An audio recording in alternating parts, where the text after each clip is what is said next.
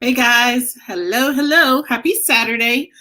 I'm not here for very long. Really, I got dressed up for another event, so I figured I might as well go live.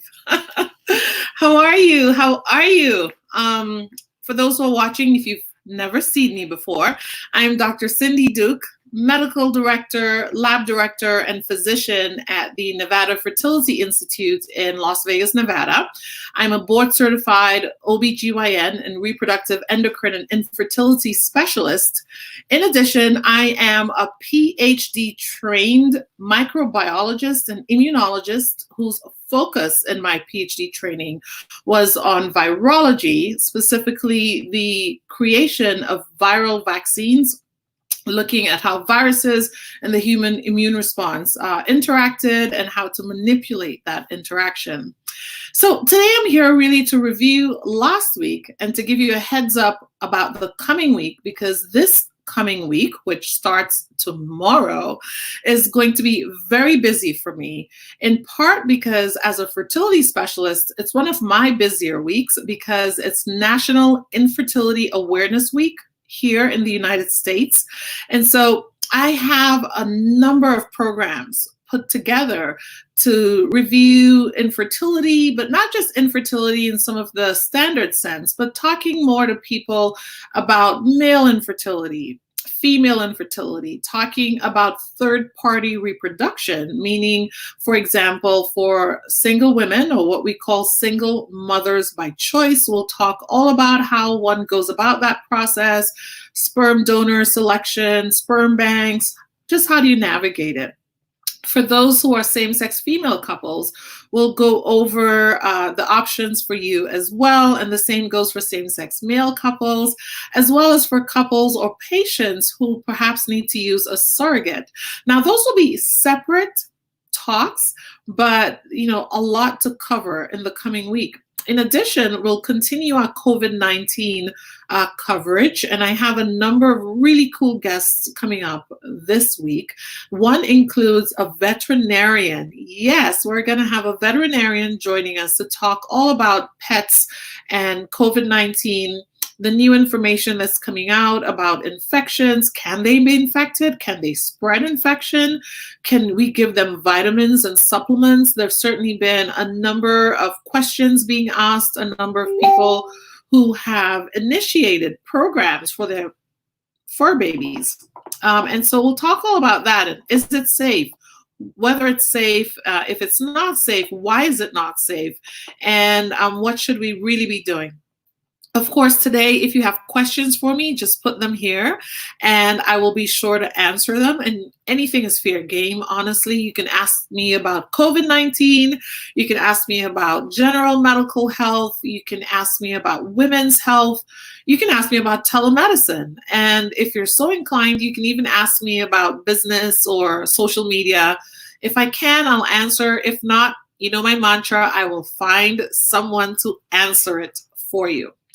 Anyway, back to next week. We'll go back to the last week in a second, but next week, so starting tomorrow, Sunday, the first thing is tomorrow I have a special guest. I will be joined by Dr. Jared Antwine of the Stroke and Diabetes Center in Trinidad and Tobago. This is a first of its kind center in the Caribbean, especially the Southern Caribbean. I know Dr. Antwine very well because he is the founder and president of the Caribbean Medical Providers Practicing Abroad, which is an international organization. And I was his vice president for a while. And now he is based in country in Trinidad and Tobago. He'd previously been practicing in the US military, living in Hawaii for a long time. And he's finally retired, come home to Trinidad and Tobago and doing some amazing work there in Trinidad and Tobago. And I'd like to interview him, one, to continue what is becoming our Sunday conversation theme. So as you know, last Sunday we talked with Dr. Kelly all about diabetes, COVID-19, and how diabetes relates to that. Tomorrow, we'll talk to Dr. Antwine and we'll talk about how diabetes particularly affects people from the Caribbean diaspora. How is that affecting people, stroke risk, heart disease, some of the worst numbers as they relate to diabetes, stroke, hypertension, heart disease actually occur amongst people within the Caribbean. And so we will have Dr. Antoine here to talk about that, answer questions, and also just provide resources. So that's at 4 p.m. Eastern time tomorrow. So that's 1 p.m. Pacific time. So if you're here on the West Coast, it's at 1 p.m. Spread the word. If you are in the East Coast or in the Caribbean, it's 3 p.m. Eastern and Atlantic Standard Time. Other than that, so like I said, it's National Infertility Awareness Week, and we will talk all things infertility. We also have some special guests, which are patients, here to talk about their infertility journey, their choice, their decisions as they made their infertility journeys. And then we'll also talk specifically about certain ethnic groups and how they approach infertility, cultural approaches to infertility, and of course, some of the ethnic differences that have to be considered during fertility treatment. So it's going to be an amazing week. In terms of the infertility talks, they will all occur at 5:30 p.m. Pacific time, Monday, Tuesday, Wednesday, Thursday, Friday, and then on Saturday, we'll do it at noon, 12 p.m. Pacific. So you can mark your calendar if you're someone who's either interested in infertility or you know someone who is. It will be broadcast live here on Facebook, on YouTube, on Twitter, and Periscope. Other than that, I'm doing okay. As you can see, I'm at home. Today, Saturday, I did mostly some self-care. And then this afternoon, I was part of a women's expo that was being live streamed out of Chicago, along with a host of other doctors. It's actually a Black Women's Health Expo, and it was very informative. Lots of knowledge shared, lots of questions answered about COVID-19, general health, navigating COVID-19, certainly amongst patients of color, but especially communities that are African American, African diaspora communities. People are very worried about the data that's coming out as it relates to COVID-19 and Black communities. And so we were talking about that. We talked about, risk factors. We talked about ways to minimize risk. We talked about how women and pregnancy and those planning pregnancy should approach COVID-19 and what you should be aware of even for labor and delivery. And so those are all things that we covered today, things I can answer for you if you have a specific question here today, and certainly what we'll talk about in the coming week. Like I said, this past week was Black Maternal Health Week. So Black Maternal Health Week, it was the third official Black Maternal Health Week as declared by Congress, and it's in recognition of the disparity that we see in birth data and birth outcomes for Black women in the United States when compared to women from other ethnic groups. And so it's meant to highlight that and meant to discuss all of the different ways that we can help support patients and close that disparity gap. We will cover that as part of National Infertility Awareness Week. Some of our guests will be very well-versed in both topics, and so we'll be covering both. I look forward to that as well. So anyway, let's get to the highlights of the week. I think the biggest highlight of this week was that globally, we've crossed, in terms of COVID-19, we've crossed the 2 million confirmed cases mark, 2 million. And in terms of fatalities or deaths, we've now crossed over the 150,000 mark. That's pretty significant.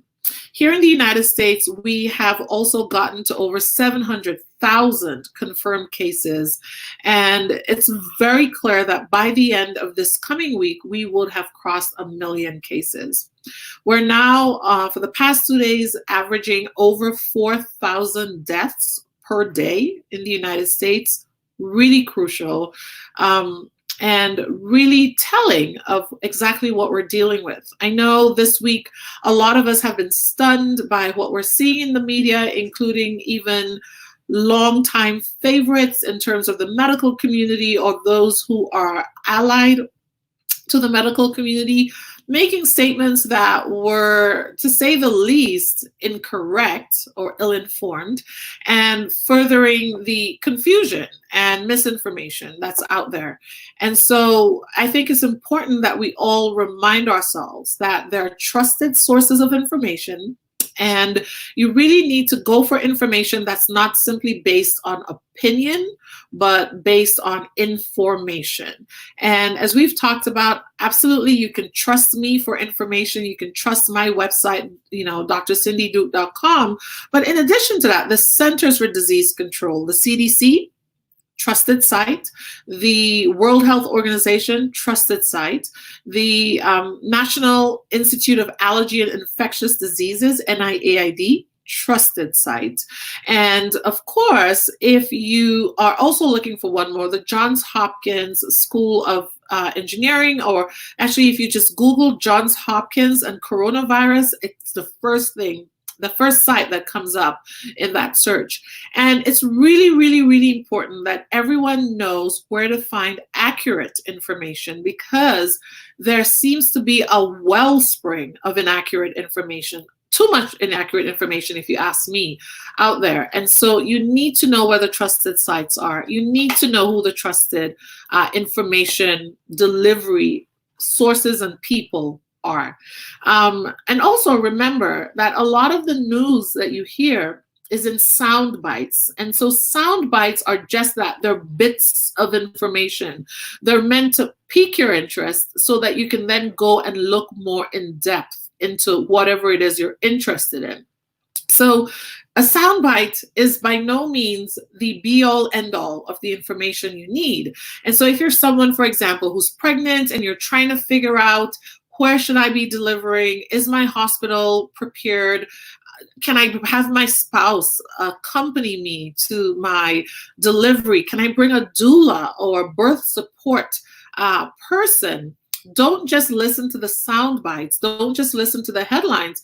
Reach out to your hospital. Every hospital that has a labor and delivery, that has a birthing center attached to this labor and delivery, has very specific staff who can orient you. They can even give you tours. Obviously, with Corona, they're unlikely to give you an in-person tour of their facility, but they can have someone navigate you virtually to tell you about what would you need to bring with you, who can come with you, what's their protocol. A lot of hospitals across the country are now doing testing for every person that shows up to labor and delivery. And that's because we're finding out that somewhere between 30 to 60% of women without symptoms who show up in labor are positive. They're asymptomatic for coronavirus. And so it's actually important to know that, because we've now learned that if someone's positive, but maybe not yet showing symptoms, they could develop symptoms during labor or shortly after delivery that then actually compromises their health and puts them at risk for pretty bad COVID-19. So it's important to know, not to mention it helps the hospital for securing your location, the bed you need to be in, and preparing for your baby. And so it's really important that we get that information out there and people not be as scared of information. We're all in this together, remember that, but don't be afraid of information. That said, get the right information. So while I don't want you being afraid of information, I really want everyone to learn how to appraise information on the internet. It's easy to get confused. It's easy to become misinformed, and it's easy to then spread that misinformation with a quick click or forward, or share. So be sure. And if you're not sure, at this point, if I'm not sure, I either ask someone who I know will know, or I don't share it. Don't share what you're not sure about. Don't do it. Anyway, like I promised, I wasn't going to stay very long. So let's see if we have any questions today. And Hi, Nicole. She's saying hello from Periscope. Hi, hi, hi. She's on Twitter today. Betty Foster Martin, welcome and good night, Dr. Duke, and thanks for your updates. Thank you, Betty. How are you? How are you? Nicola Nix says, Happy Saturday. Happy Saturday, Doctor. How are you? How are you? And Modi says, Hi, friend. Hi, how are you today? How are you doing? I like, oh, okay. Thank you. Thank you. I'm mature. That's funny. Hello, Cora. Bless up. Yes, Cora is my mom. So that's why she says, bless up my daughter. Ingrid says, great job. Thank you, Ingrid. And Victoria says, hello, Dr. Duke. Hello, hello, Dr. McLaughlin. Thank you, Cindy. Thank you, Dr. McLaughlin. And so, yes, guys, it's really important that we all stay on top of our information. Lots of cool things next week, so I want everyone to be aware of that. Starting tomorrow, we have Dr. Antoine joining us from Trinidad and Tobago. He's the founder and director of the Trinidad and Tobago Center for Stroke and Diabetes. He's also the president of the Caribbean Medical Providers Practicing Abroad. And so we're going to talk not just about stroke, diabetes, or what we call non-communicable diseases. We're going to talk about their relationship to the ever-present communicable disease, meaning infectious disease, coronavirus, and COVID-19, the resulting disease, COVID-19. It's going to be important that we talk about that. On Monday, like I said, we start in the afternoons at 5:30 p.m. Pacific time, 8:30 Eastern and Atlantic Standard Time.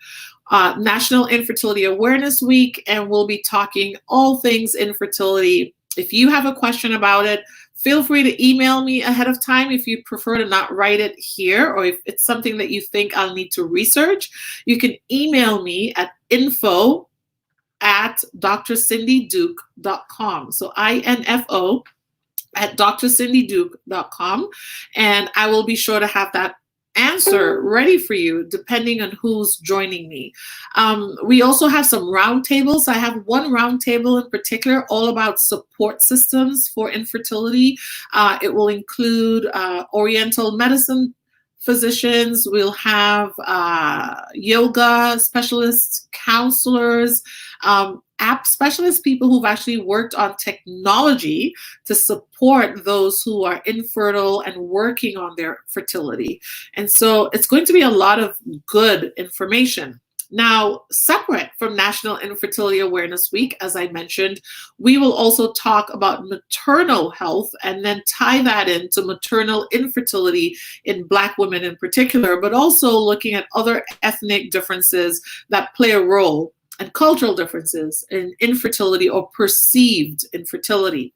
And as if that's not enough, we still continue our COVID series. So in the COVID series, I also have one panel, in addition to a veterinarian, we have a panel of physical therapists, including those who work in the inpatient realm, in the intensive care unit, those who are working at nursing homes and skilled nursing facilities, and then those who work in houses, going to visit homes. And specifically, we're talking about what they're seeing in the post-COVID acute phase patient. So meaning a person who had COVID-19, was admitted to the hospital, has since recovered and has been discharged either to rehabilitation at a facility or at their home. And what are we seeing? You know, a lot of the news we're hearing is focused on what's happening with the infection, how is it being spread, how many people are dying, but people are recovering. And the question is, when they're recovered, are they just better, or what are we seeing? And so we'll be talking to those people in particular. And then we'll also be talking to a couple specialists, OBGYNs, high-risk OB specialists, all about COVID and pregnancy during the inpatient setting with some application to people who are abroad. using telemedicine to work with high-risk obstetrician specialists, including high-risk OB intensive care. And then to wrap up the week, we'll actually talk about probably the most feared part about COVID-19, which is when someone passes. We'll talk to a pathologist. Dr. Muhar will be here to talk to us, as well as a funeral home director to tell us about some of the changes as it relates to departure ceremonies and final rites for families when this happens. Going through our questions, let's see. Rosalind says, I didn't see anything. Carlene says, hi, Dr. Hi, Carlene. Happy Saturday. Coco says, what's new on the agenda for COVID-19? Well, Coco, I just went over the list. What do you mean in terms of new information about COVID-19 in general in the world, or on my agenda? Please clarify. Nishni says, hey, Doc. Hi, Nish. How are you? Do you think it can return? I actually do think that people can be reinfected. I think, though, that the data is still new. But I think what we are understanding more and more, as with other coronaviruses, is immunity isn't straightforward. And it's absolutely not as you'd expect for, say, a bacterial infection. So immunity for viruses is multi-pronged, as I've explained multiple times. It's not just about antibodies. As a matter of fact, antibodies are not the primary way that viruses, viral infections are curbed. It's actually your T cells, your CD4 cells, your CD8 cells, your T helper cells. And so it's a very special part of your immune memory activity that does that fight. And I think that's why we're seeing a lot of what we're seeing. Certainly when you hear about the so-called cytokine response, the IL-1s, the IL-8s, the IL-6, a lot of those actually have to do with T cell response, T cell recruitment, and what cytokines T cells secrete.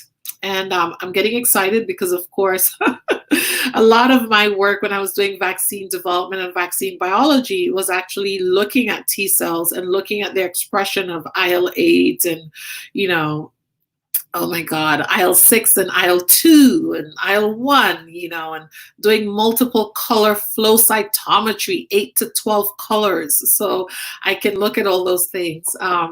It's fun, but it's also important to know. Sherry says, hi, Dr. Cindy. Hi, Sherry. Yes, in general. Okay, so I follow Coco's question. So she's asking what updates do we have? And indeed, right, the news about COVID-19 and coronavirus is always updating because it's fast-paced and there's lots of data coming out. We're getting a lot more data coming out of Wuhan and Italy, and some of what we're seeing is confirming some of the initial data. We're getting a little bit more information about pregnant women. Certainly one of the things we've received and realized, although it's a smallish study, 116 women, but we know now that pregnant women don't seem to have higher rates of coronavirus infection. They're just as susceptible to the infection, not more so.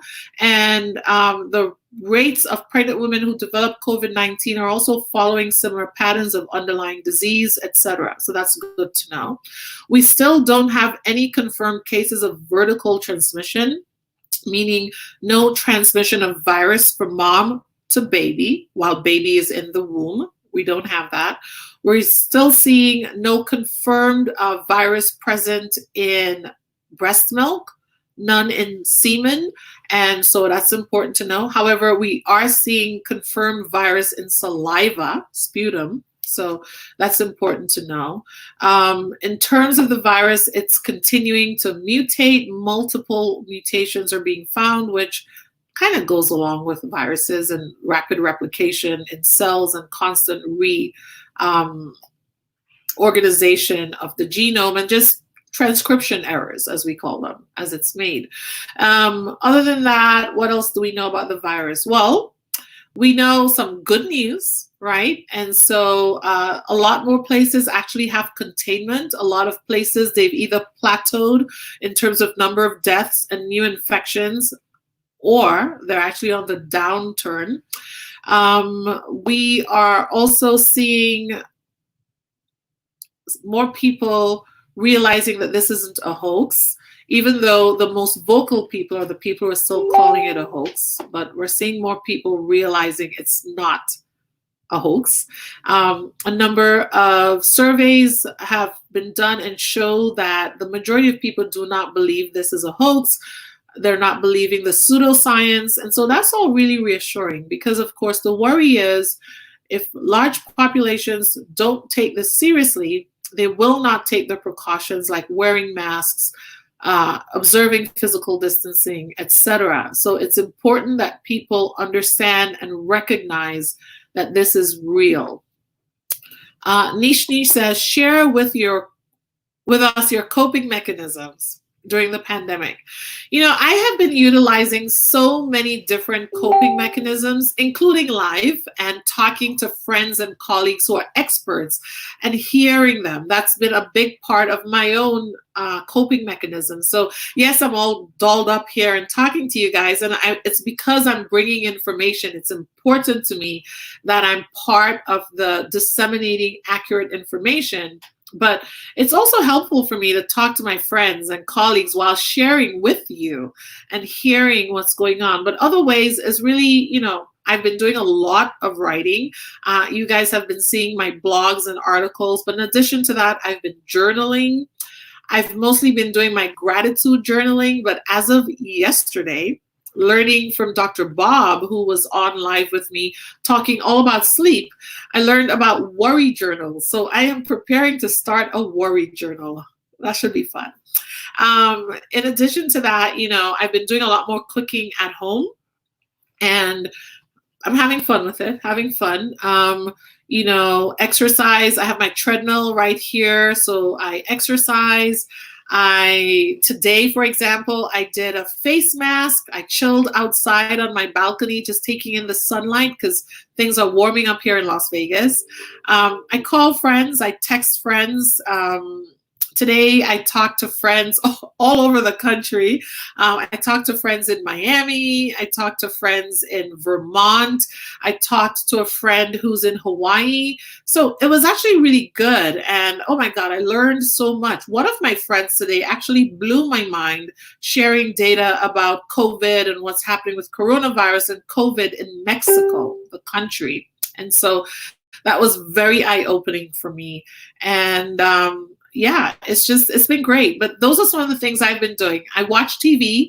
I watch mostly streamed networks, but a lot of things. And so today I started watching some new shows.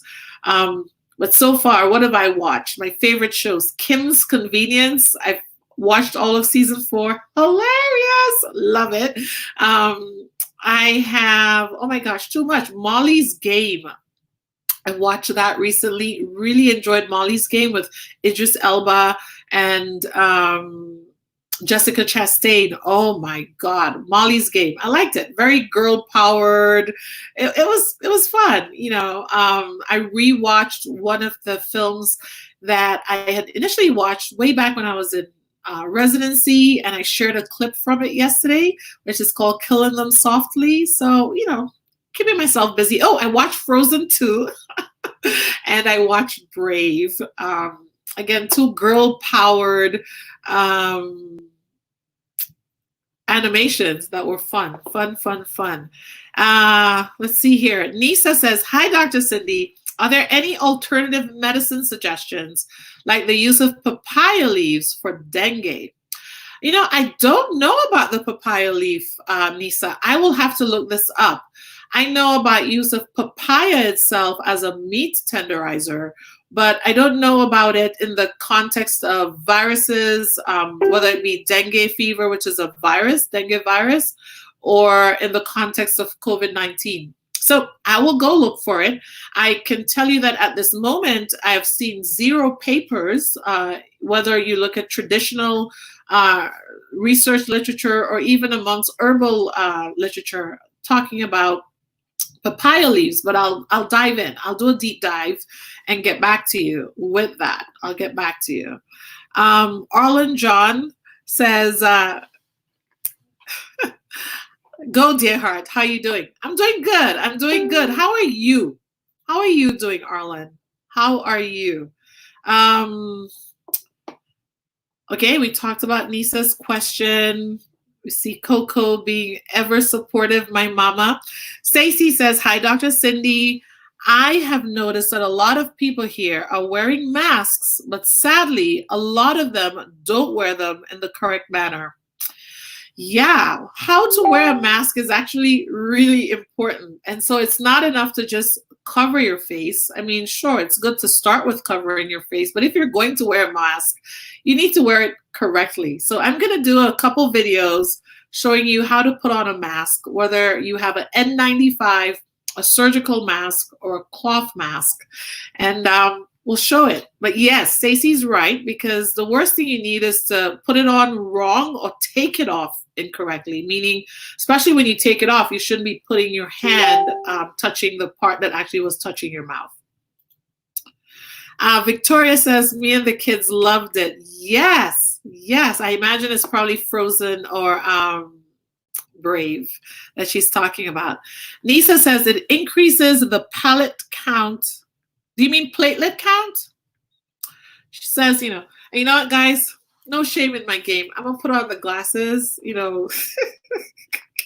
So I called my mom, giving her a really hard time yesterday. Actually, it was the day before yesterday. Because, I've come to accept that my mother, interestingly, and I think a lot of women from her generation, they went through their changes and their transitions in life without protests and very quietly. So, like, these are reading glasses. I've had to wear reading glasses as of the last week and a half. And clearly, I struggle without them now. Just to read, though. Just to read. And I gave my mom a hard time because I was like, you never even made it seem like needing glasses was a big deal for you. You just started wearing reading glasses like your life was, it's just a normal transition. She also did that with hot flashes and the whole thing. I was like, I'm going to write about it. You kept quiet. I'm going to write a whole blog about what it's like having to come to terms with needing reading glasses. For the love of God, I barely turned 40. What is this? Jesus Christ. I actually argued with my eye doctor because I was sure I needed something else. And he was like, just do me a favor, try the reading glasses. If they don't work, okay, come see me. Because I gave him a hard time. Yes, Nisa is saying platelet count. I will look into this, Nisa. It's really important to me, particularly when we're talking platelets. It means we're talking about blood clotting and blood thinning, that I verify this information because this can have life or death implications in someone if they ran with this information without me double checking and seeing exactly what we're talking about. It doesn't go without reason for me that it can have something like that, given that it's a meat tenderizer, the actual green papaya. But please, please, please, let me look it up before we talk about it any further. Victoria says, Dr. Cindy, am I going to be okay with IVF during this time? Hi, Victoria. That's a very good question. And so for IVF during this time, if you're someone doing it, there are a number of safeguards being taken by clinics and your doctors. And so there are clinics that are starting in vitro IVF for very select patients, my clinic included. And to maintain safety, we're doing physical distancing in the clinics. We're wearing masks for everybody in the clinic, patient and staff. We are practicing all of our usual contact and hygiene precautions. At my own office, not only do we get a complete, what we call terminal clean daily, we also do what's called electrostatic cleaning, and that's a very special type of cleaning to address bacteria and viral particles. We also clean down in between every single patient interaction, as well as we're screening every patient before they come to the clinic, when they arrive, and after. And so it is safe in that sense in terms of your operative procedures. They're safe, they're safeguarded, but obviously if you're an IVF patient wondering about whether or not you're safe, individually, you and your doctor should talk about it. I have some patients, for example, who despite them having a strong need to proceed with IVF treatments right now, I've sat them down and explained their underlying conditions and why we should wait. So, for example, I have a patient with cystic fibrosis. I've had the talk with her and explained why, because of her underlying lung disease, right now is not the time for us to be going back and forth between doctors' offices until we get a little bit better handle on the whole coronavirus situation and her overall health. Christine says, blessed night to you all. Hi, Christine. And Victoria says, yes, I have my appointment with you for this cycle. Awesome. I look forward to seeing you soon, Victoria. I figured that's who you were. So I'm excited. You should be excited too. But we're taking lots and lots of precautions. You know, as I say to everybody, as a single provider, solo provider, that is, I take all precautions and maybe even a few extras because I'm not only safeguarding my patients, safeguarding my staff, but I literally need to safeguard Cindy Duke so that Nevada Fertility Institute can keep running. And so that's important to me as well. Okay, guys, like I said, I wasn't planning to stay very long. And so Erica says, thanks for giving back. Oh, thank you so much, Erica. It's really important to me to be able to do that. Michelle says, good night, Dr. Cindy and everyone. Good night, good night, good night. You know, I absolutely enjoy everything that I do. I enjoy my work. I enjoy sharing information, accurate information. That's really the key for me.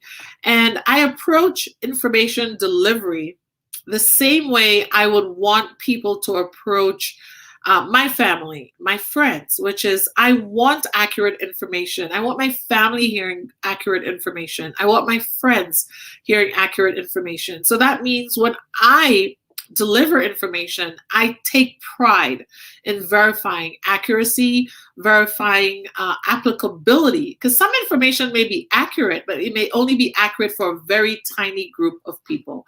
And so I make sure if it's only applicable to a small group, that I clarify when I share that information so that they know it's only for a small group and not for everybody, right? And unfortunately, a lot of that sound bites information that I talked about is very much the opposite. Sound bites don't necessarily tell you that the nugget of information, the bit of information that you're getting is specific to a certain group. And it's what has led to a lot of misinformation out there. It's what's led to a lot of panic, for example, amongst pregnant women who've heard that hospitals were blocking everybody from coming in and women are delivering alone. And yes, it did happen in some hospitals, but for very, very good reasons. But the vast majority of hospitals across the country have not been doing that. A vast majority of birthing centers have not been doing that. And anytime that needed to happen, it was out of a preponderance of caution while people figured out the best way to keep everyone happy, healthy, and safe, right? Because remember, hospitals were built out of a need for safety, not to make you less safe. Christine says, stay safe as well. Thank you, Christine. Thank you. And safety is super important for me. Have a great night, and thanks for your contribution and your genuine concern. Thank you, Nisa. Thank you. Enjoy Florida. Jules says, thank you, Dr. Cindy. Very good information. My pleasure. My pleasure. And Avion says, the pawpaw leaves worked for my husband when he had dengue. He was weak in bed. He literally was feeling better and walking hours after using the leaves. Again, I'm going to look into this. I don't poo-poo things. I look into them. I just don't want to advertise that until we know what that really is. And is it just for dengue? And what exactly about dengue is it treating? And how does it work? You know, everybody knows. I grew up in a culture where we boiled leaves and we learned to pick certain herbs to treat certain ailments. I grew up in that culture, so I know. But I also grew to learn that you have to verify things. And I grew to learn that the same thing that heals can harm if you use it incorrectly. And so just give me time to check it out. Give me time to check it out. everything that heals can harm if it's used at the wrong time, if it's used in the wrong way, if it's used by the wrong person. And so we need to be careful. Anyway, thanks everybody. Happy Saturday. Tomorrow, 4 p.m. Eastern Time, 1 p.m. Pacific, I'll be back with Dr. Jared Antoine from the Stroke and Diabetes Center in Trinidad and Tobago. He is a medical doctor, a physical medicine and rehabilitation specialist with decades of experience, having worked in the U.S. military at first, including working with combat veterans and helping them in their recovery. And now he's there in Trinidad and Tobago doing some pretty good work in Trinidad and Tobago, as well as the Caribbean at large. And so he will be on with me. Until then, thank you so much. And because, I like having my little special thing. Goodbye.